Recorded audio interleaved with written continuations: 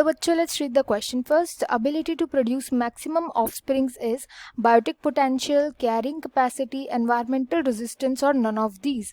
तो इधर की कॉन्सेप्ट यूज किया जाएगा बायोटिक पोटेंशियल का. बायोटिक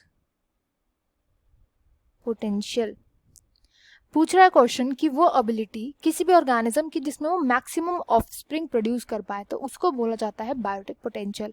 होता क्या है कि जब किसी भी ऑर्गेनिज्म को एक ऐसा एनवायरनमेंट प्रोवाइड करवाया जाता है जिस एनवायरनमेंट के अंदर एम्पल अमाउंट ऑफ रिसोर्सेज यानी अनलिमिटेड रिसोर्सेज प्रेजेंट होंगे, एम्पल अमाउंट ऑफ रिसोर्सेज होंगे, उनका कोई प्रीडेटर नहीं होगा, प्रीडेटर उस एनवायरनमेंट में एब्सेंट होगा, तो ऐसे केसेस में क्या होता है कि जो ऑर्गेनिज्म होता है उसका रिप्रोडक्शन रेट मैक्सिमम हो जाता है.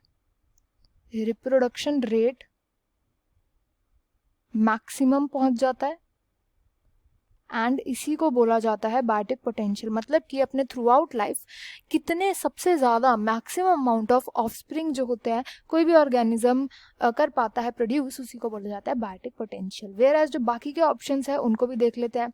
तो बी ऑप्शन बोल रहा है कैरिंग कैपेसिटी. कैरिंग कैपेसिटी होता है कि किसी भी एनवायरनमेंट के अंदर या किसी भी लैंड के अंदर या किसी भी एरिया के अंदर कोई भी जो इकोसिस्टम होता है, ये भी बोल सकते हैं एनवायरनमेंट, इकोसिस्टम या कोई एरिया जो हो गया, फील्ड हो गई, तो उसके अंदर जो रिसोर्सेज प्रेजेंट होते हैं ये लिमिटेड प्रेजेंट होते हैं एंड इसी एनवायरनमेंट, इकोसिस्टम या एरिया की कैपेसिटी होती है कि वो मैक्सिमम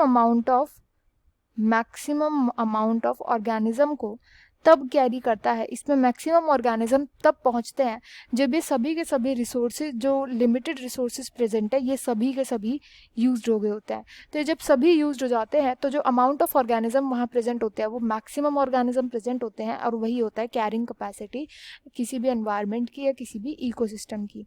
नेक्स्ट आता है एनवायरमेंटल रेजिस्टेंस. तो पॉपुलेशन को कंटिन्यूसली इंक्रीज होने से बचाने के लिए जब एनवायरनमेंट नेचुरल तरीकों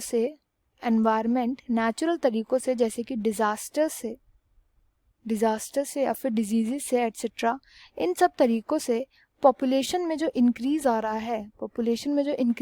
है उसको बैलेंस आउट करे, उसको बैलेंस करने की कोशिश करे.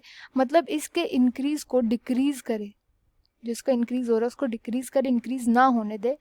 तो इसी को बोला जाता है एनवायरमेंटल रेजिस्टेंस. तो इस क्वेश्चन का right answer will be option A biotic potential. I hope you understood well. Best of luck and thank you.